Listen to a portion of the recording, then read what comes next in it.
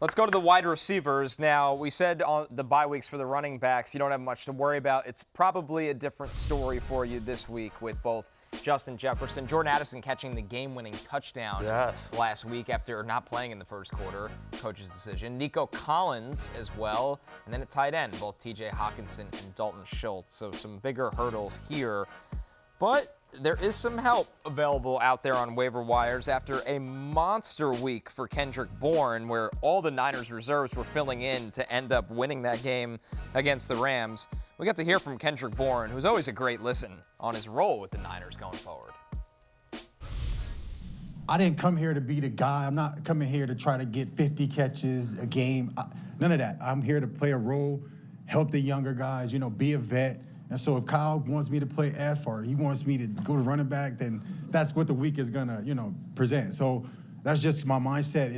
It's about being humble, understanding that there's a role to be played. And that's how my career has been, and I've excelled in that. And that's kind of how I got to where I am. And Kyle, shout out to him because he gave me my first opportunity of showing me how to play in a role. I used to be big on third down, and it's grown, and my relationship has grown with him now. The trust is there. Kendrick Bourne, we talked to him Super Bowl week, I think 2 years ago. Absolutely loved getting to know him. He is fun. I like that. I'm not here to be the guy. When have you ever heard that before in your life from a wide receiver? Never. Different cat, Kendrick Bourne. Especially, by the way, looking like $1 million. Right. He's got looks the like ice. a wide receiver one to me. He really does. He looks the part, but just like, I'm just here to play my role. I think I'm gonna say that in the next FNIA production meeting. Right. That's right. I'm not here to be the guy. I'm not here to be the guy. Just let me make my parlay and my best bet, and I'll be on my way. Yeah, be a veteran. Help out the younger guys. Yep. That'll be me. Kendrick Bourne coming up, that 11 target, 10 reception, 142-yard game against the Rams. Just a monster. 23% target share, 82% route participation in Week 5. Again, Juwan Jennings and Ricky Pearsall both have a chance to return this week for the game at Tampa Bay, but Bourne on an offense that's trying to find some answers here, San Francisco. Again, they've sort of struggled. They've been a lot of guys in and out. We're still missing George Kittle, and so there seems to clearly be a connection between Mac Jones and Kendrick Bourne. Looks like Jones is on track to make another start for the 49ers. Purdy feels more week to week-ish. Why rush him? Yeah, I meant this honestly. Yeah. Save Mac Jones's leg stays attached to his body, which wasn't a great look on Thursday night. Yeah. But I guess the thing is that this team, of all the good teams, the Niners, their situation on offense is the most in flux of any team because all of these roles are going to change.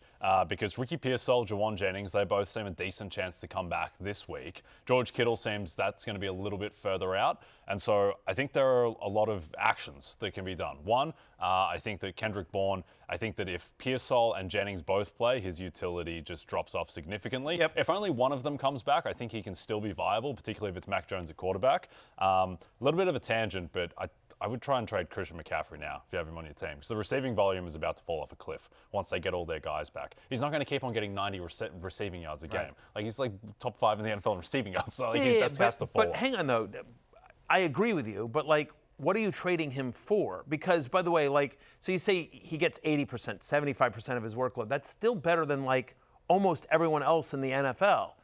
The only guys that I would rather have than Chris McCaffrey right now, maybe Bijan Robinson, Jahmyr Gibbs, Jonathan Taylor. So, if we redrafted today, he probably goes 7th. I'm just off the top of my head. He probably goes 7th. Yep. You draft Puka ahead of him as well, right? And what about guys like Amon-Ra, JSN? Absolutely. Okay, but he's still a first. Yeah, but I think that Amon-Ra versus Chris McCaffrey, given the depth at running back versus wide receiver, that's a fair trade. Yeah. I'm not saying I would definitely rather have one versus the other. Sure. That's a fair trade. I don't know what the market is for Chris McCaffrey. Yeah. I like the chat. Cobra Kiger said, "Listen to Jay. He was right about King Henry, and now he's calling for CMC." Yeah, who's you next? might have a voodoo doll. Saquon Barkley is next. He's done. No, they don't need that. I might have been too early on. Yes. Yeah. Look, I get the argument. I'm just trying to think about it in practical terms. Yep. Do I think the production takes a bit of a dive because of additional pass catchers? I do.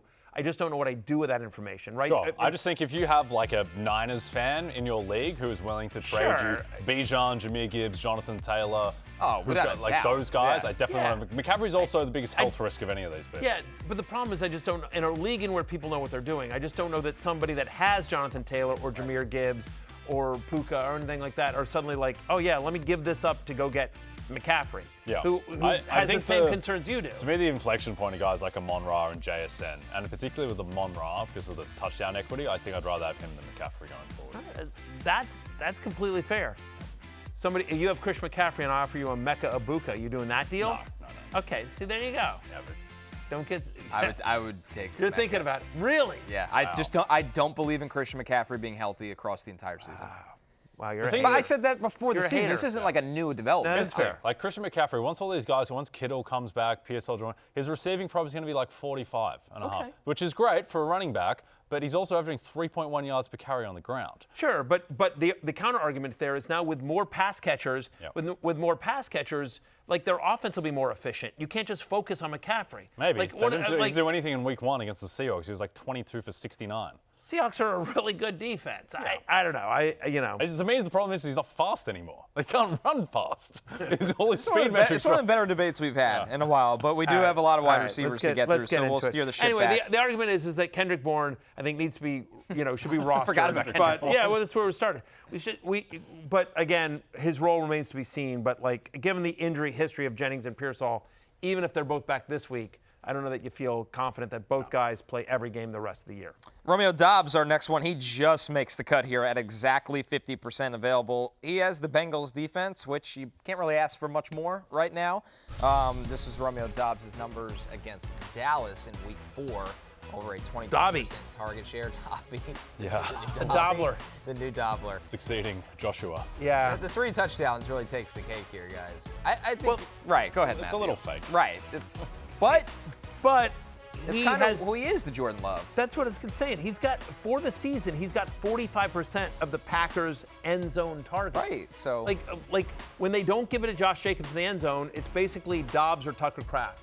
When Jordan Love is throwing in the red zone, he's basically looking for Dobbs or Tucker Kraft. So do I think he's awesome? I don't. I still think Matthew Golden is going to continue to impress, right? We like Tucker Kraft. They want to be more run heavy. They have a good defense. They're not going to be in shootouts like the 40-40 game, rest of the year, I think, likely.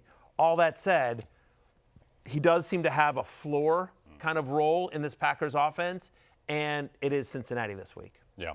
It's funny watching being in the stadium at AT&T for that epic Cowboys-Packers game. And like on these key 3rd downs, 4th downs, got to have it. It's like Jordan Love for this team that's like a top 4 Super Bowl favorite.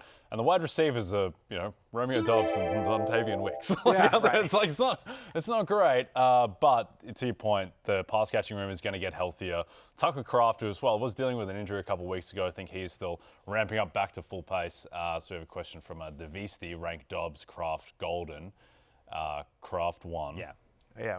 I think rest of the season, it depends. I think Dobbs has a higher floor. I think Golden has a higher ceiling. That's exactly what I was going to say. Right. Yep. So I think it depends on what you need. If you're telling me I need somebody to start right now and Kraft is gone, then I give me Dobbs over Golden. If I'm like sitting there like, I'm good with my starters, I'm just trying to bank for like a second half rookie blow up, which we've seen multiple times over the last couple of years among rookie wide receivers, then give me Matthew Golden. And don't worry, Christian Watson will be thrown into this equation at some point, and it'll be a lot more fun. So if you got in on the Packers wide receivers, I'm sorry.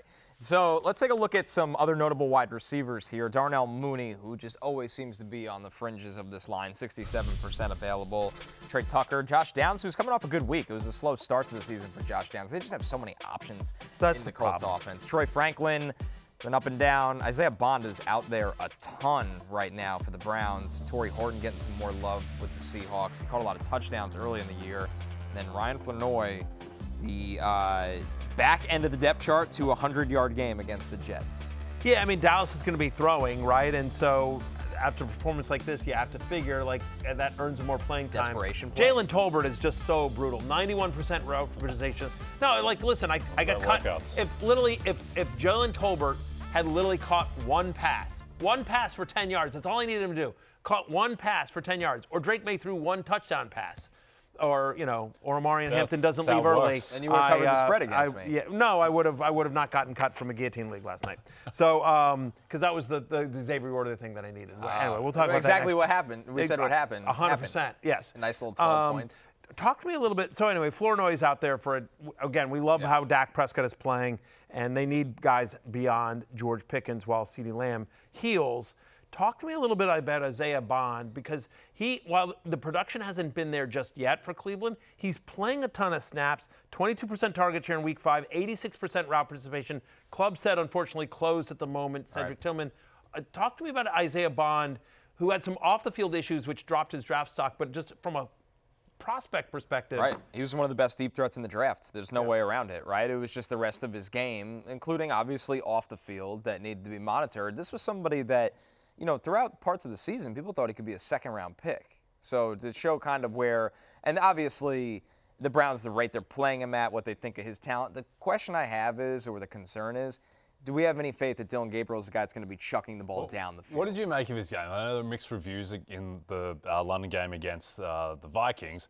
I didn't think it looked great. I thought it was fine, but it didn't look, I don't think there was a huge ceiling there. Yeah, that's why I was a little, not to react to one game, but to react to the player. This is why him going in the third round surprised some people. He is what you would want as a backup, right? Yep. He's smart. He can take care of the football. He can run the quick game. All the things he did at Oregon. He can move a little bit. He's a small quarterback and doesn't see the middle of the field very well and doesn't have this big arm and this great athleticism. So it's just it limits the offense. Like this offense they built the plane out of Quinshon Judkins right now. Yeah. And that's not going to change. Right, but for forgetting about Gabriel's fantasy value for a second, but just in terms of if you're Kevin Stefanski and their quarterback room is a disaster. If you're just like, listen, I've got a top 3 defense in the NFL and I can run the ball. So if you give me a quarterback that can run my offense, not turn the ball over, and just help me move the chains, find Njoku, for a 10-yard out, occasionally take a shot or whatever. But he's probably a better fit for that, for what they're trying to do this year than Joe Flacco. And you got to get a look at him. Exactly. Like you might be bad enough that you're picking another quarterback in the top 8 to 10 picks. Yeah. If Gabriel stinks for a couple of weeks, then you look at Shador and you get all these answers in the next couple months. Yeah, I'm sure we will. Last thing on deep league ads as well. And we mentioned Torrey Horton, who's very quietly scored in 3 of the past 4 weeks. We like Sam Darnold quite a bit. Cooper Kupp, it feels like the end is near for him.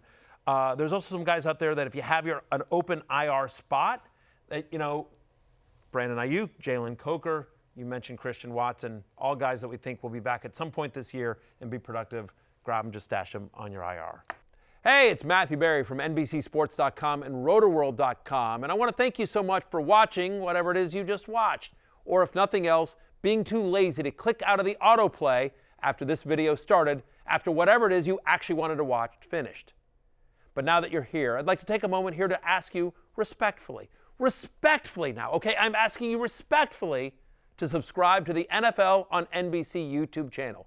You'll get the latest Roto-World fantasy news headlines, all sorts of great shows, including my own Fantasy Football Happy Hour. So go subscribe now. Again, I'm asking respectfully.